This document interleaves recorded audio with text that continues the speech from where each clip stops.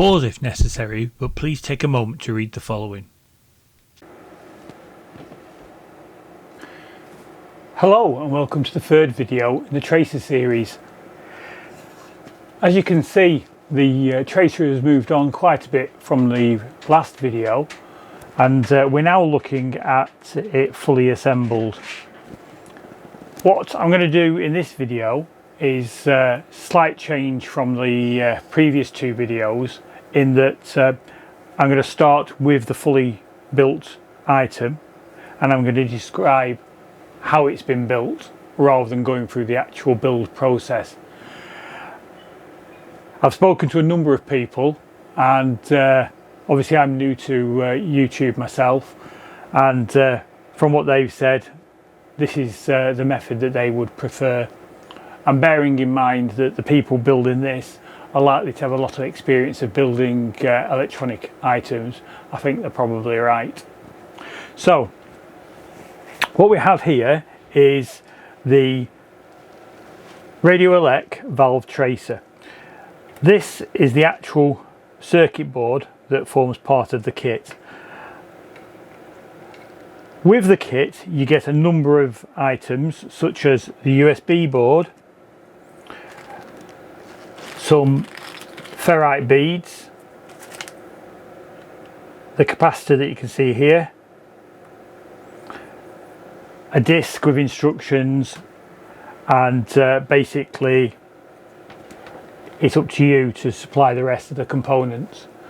That's actually a good thing because it keeps the price of the board down, and it means that you can often get the components out of your stock of items that you have. So the actual main board itself is powered by 24 to 32 volts AC, and that's being supplied here by a 2x15 volt transformer. So that is an item that most people will have access to. A second-hand one is absolutely fine. So we have that. So this transformer here powers the board. For high voltage, you're going to need something that can produce around 300 volts DC. So what I'm using is a 1-to-1 transformer. I'm in the UK. My nominal voltage is about 230, 240. I actually get 250. So this is basically producing a 1-to-1, which once rectified gives just over 300 volts, and that's fine. That's enough for this. Okay. They are the basic components that you need to build a tracer.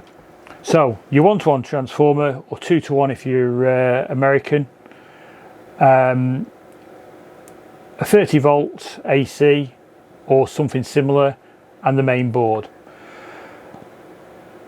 The connection to the computer is via a serial link, but you do get a USB adapter. Okay. Now, obviously, to produce a working device, you are going to need other things. So, mains input, preferably a switch to turn the whole thing on and off, fuse for high tension, fuse for the board, for the AC for the main board. And you're also going to need some way of powering the filaments of your valves. Now, what I've chosen to do is take advantage of RadioElec's 4 amp switchable filament power supply, which is here.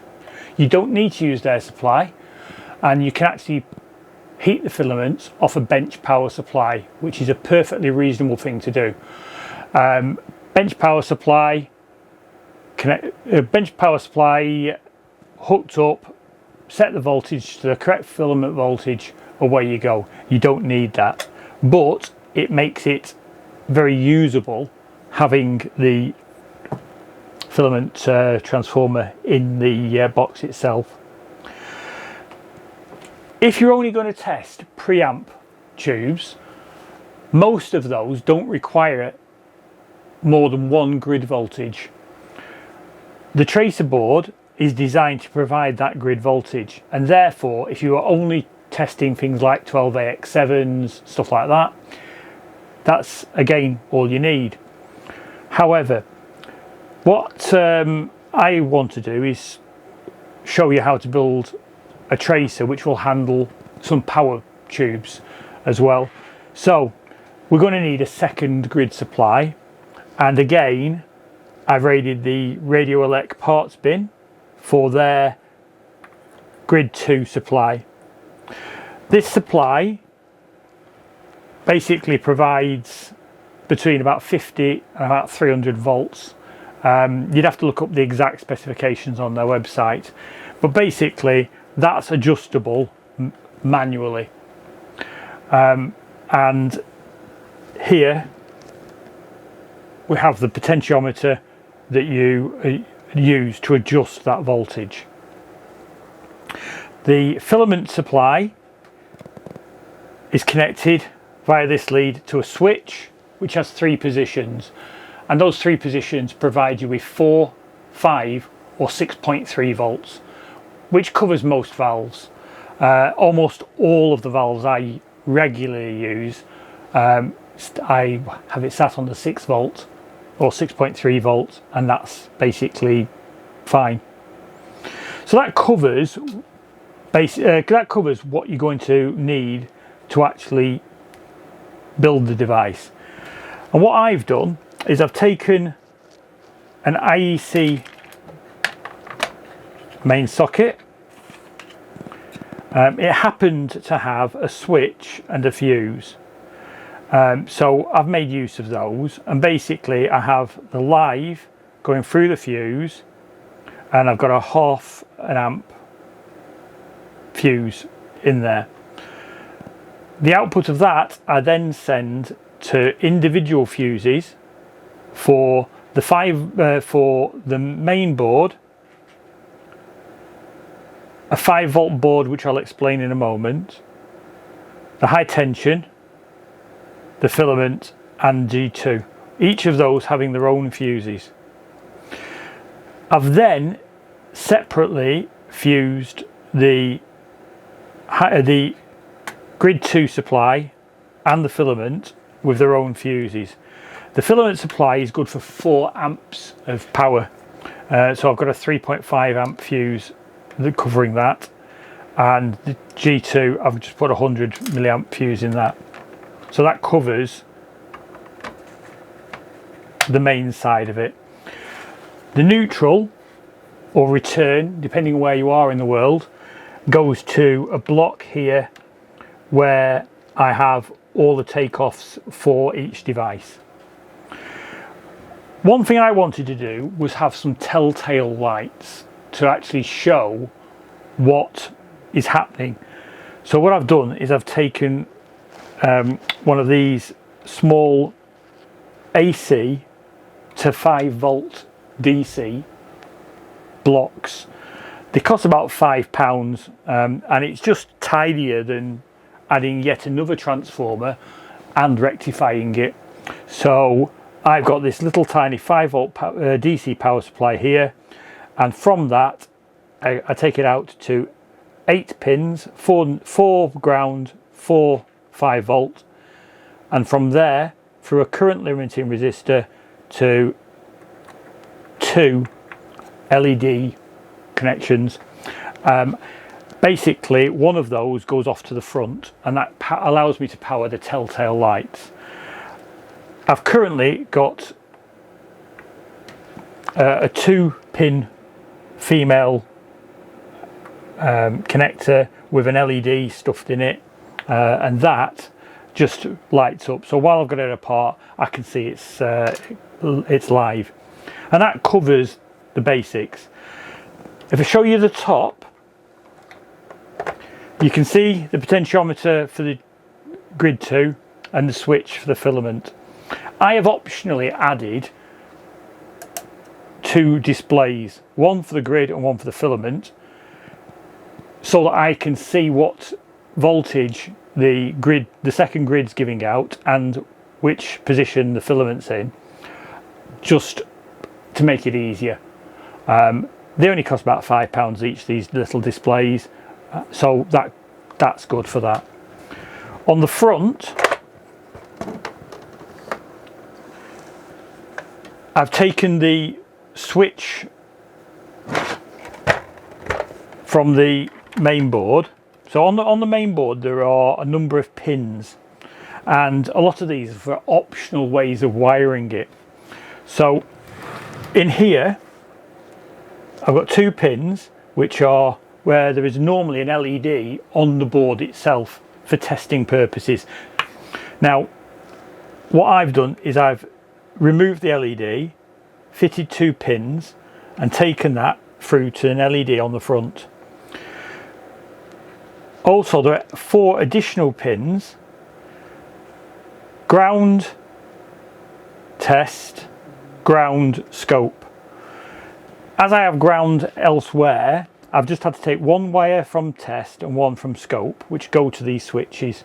So here I have a switch labelled test use. Okay, you can just about see that. So that's labelled test and use, and you can see the LED as well. The other switch goes to this one here, which says USB and scope. The actual switch itself is a dual position, and it has basically 2 switches in one. It's a DP/DT switch, and basically one of them goes through to short out the scope pin to ground, and that turns it to scope mode. But I'm using the other side of the switch to turn on and off this LED here.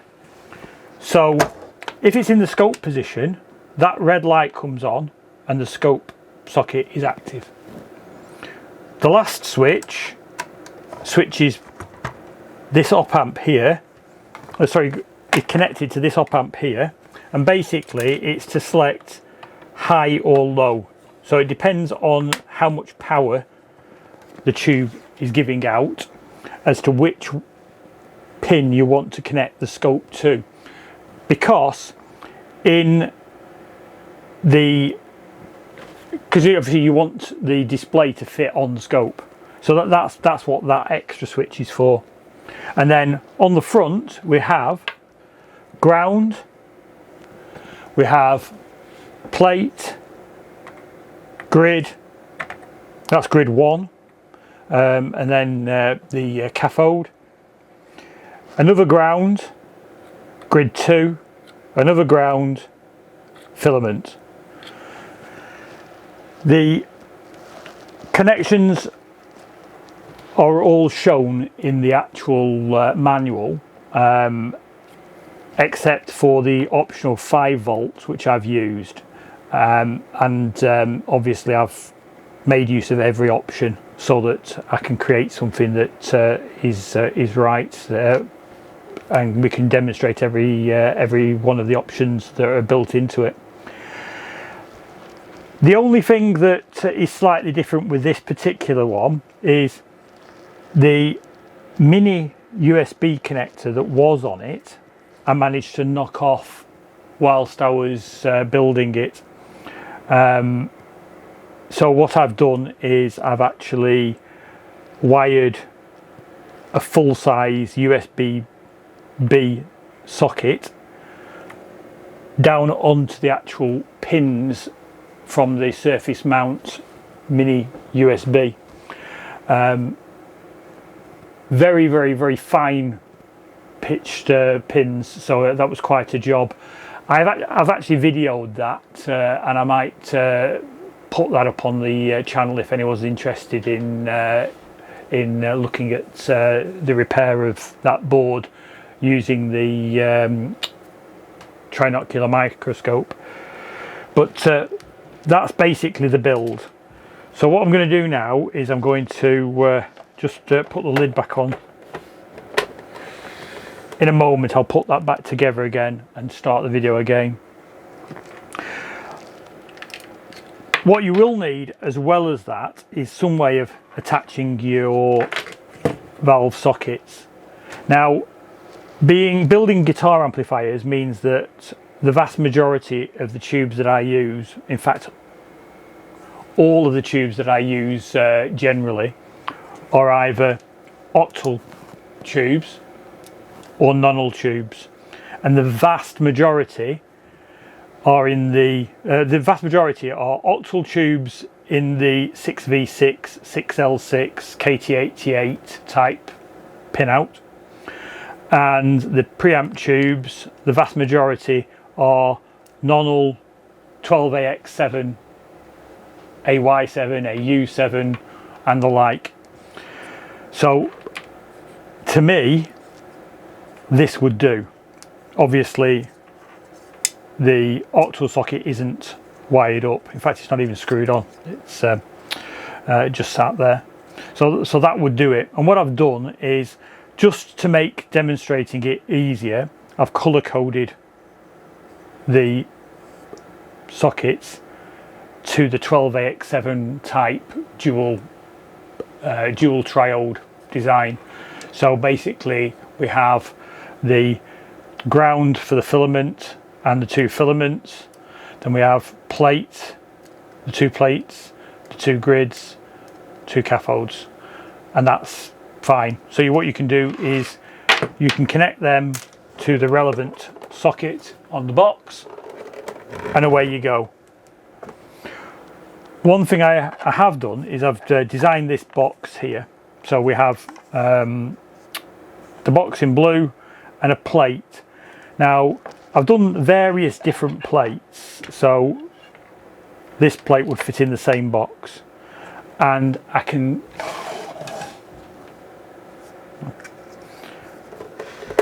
okay, so what I've done is I've designed this box,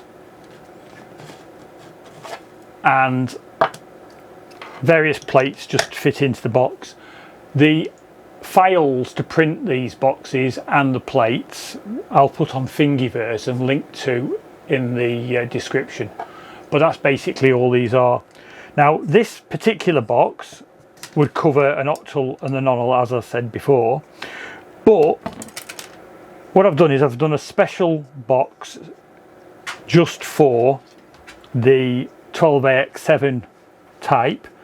So we have a nonal socket and then a switch, and what I've done is I've wired up the switch so that plate, grid 1, cathode go to the relevant triodes. Filament and ground are permanently connected. So with this switch in the center position, the filament heater is on and the tube warms up. Then by switching it into either A or B mode, you can switch between the two triodes without having to swap any cables around. Now the advantage of that is that you can actually test one triode, flick the switch, test the other triode, and you can actually see if their traces match. Very good way of matching them. You can use a normal, this is a normal 3-channel switch with 2 positions. That would work fine, but you haven't then got a position where only the filaments connected for warming them up. So I like the one with the center position, but that's your choice. In here I have a selection of other sockets, and if there's any call for it, I can produce the replacement plates for these different sockets. When I built my tube tester, for instance, I produced this one. I had to break the 3D printed board here to get this nonal socket out, but basically you had the switch there, which is position 1 or 2, and then the socket and the same positions as you got here, but then octal, nonal, and then 3 other sockets. But if people want any of these sockets actually, you know, to go in the box, I'm more than happy to do them. One last thing, I showed you the ferrite beads. What you need to do is you need to have these as close to the socket as you possibly can. So on here, you could have 6 of these beads right next to the socket, but what I've done is put them in just before the switch, so they've only got a short distance after the bead, and that does work. So that then gives us the box. What I'm going to do now is I'm going to stop the video, put the screws back into the tester box, and I'm going to explain how it actually works. One thing I do need to mention as well, which is in the instructions, the high tension and the power supply for the main board have to be in phase. So if you connect it up for the first time and the high tension isn't appearing, so it doesn't show that at all, or it shows weird values, you've probably got the phase different between the 2 transformers, and it's just a matter of turning it off, swapping the phase round by swapping either the 2 input or the 2 output wires, and putting it back together again.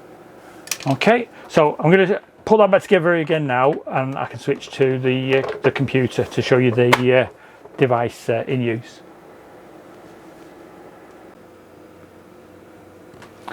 Okay, so I've now got the tracer on the bench and it's connected up to the computer with the software running on the computer, and you can just about see that on the display, which is built into the front of my computer here. First time you plug it in, what you need to do is basically click on, make sure that the USB is connected, it's powered up, and click on test. This will then advise you to make sure there are no tubes in the sockets.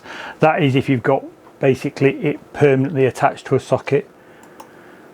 And as you may be able to see here, I have a voltage on V plate and I have V grid, and basically that means that it's talking to the device, so the USB is working, and that the high tension and the main board are powered up correctly.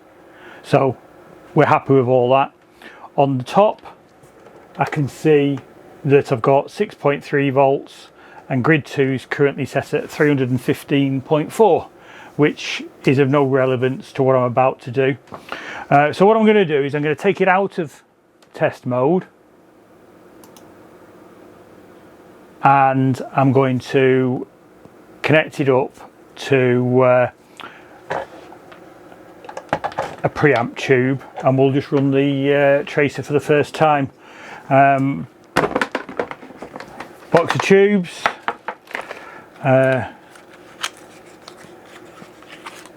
JJ 1287, and what I'm going to do is I'm going to plug it into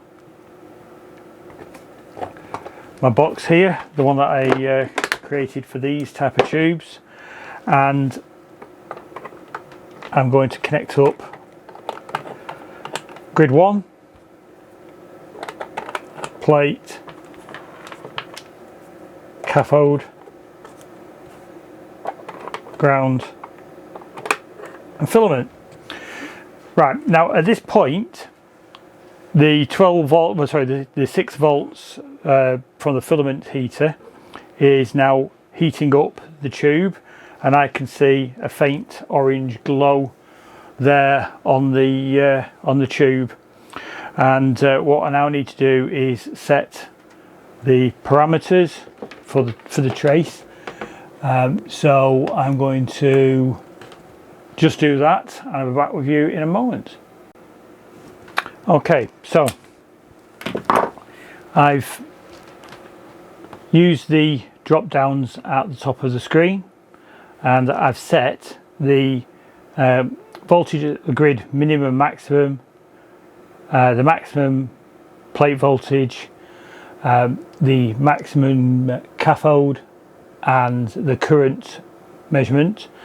And basically what I'm going to now doing is going to test one side of the triode, one triode of the 1287. So what we do is you just go over to the top here and we click measure. So if we click on that now, what will happen is the device will alter the voltage and display the output as it goes across. And as you can see on the screen here, we have the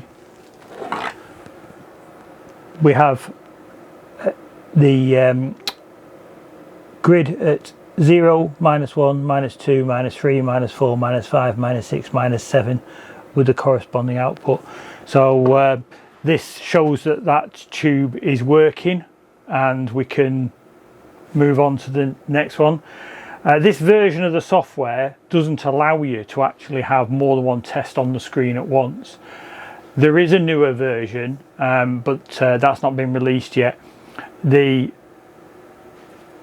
software is normally only in French, but I explained that most of my viewers will be English, and he very quickly changed the software to create an English version. So that will be available, but if you do buy one and you only get French software, just ask him for the English version. So if I switch that now to just the heater and then to the other side and click measure, what it'll do is it'll actually clear the screen and then do the same tests. And as we can see, that has actually produced a far higher level. So that tube is unbalanced from one of its triodes to the other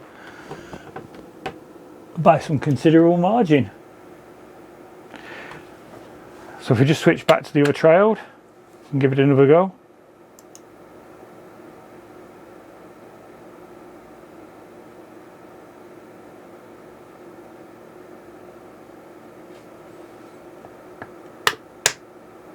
And then back to the second one again.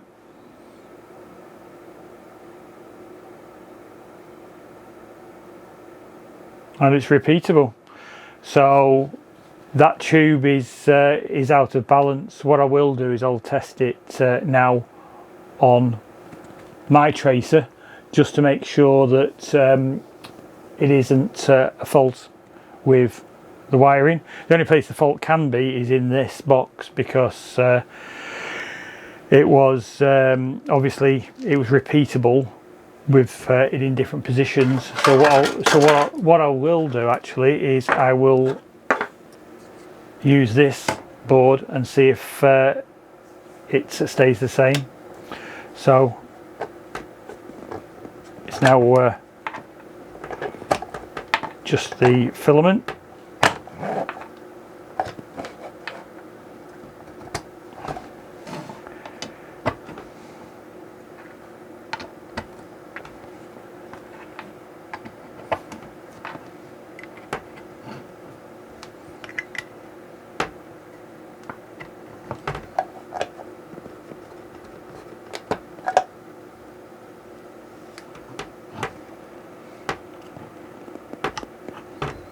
Okay, so this is now on this board. I'll click measure.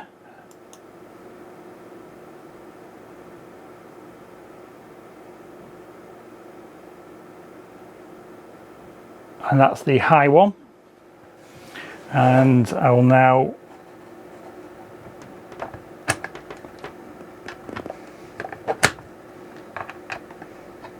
switch it over to the other triode and see what we get. I haven't actually tested that board, I just did it late last night.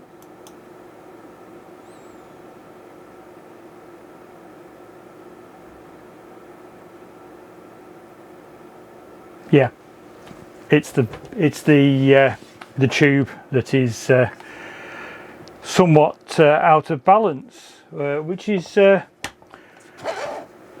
a shame. That's a brand new JJ tube, and there's quite a difference from one side to the other.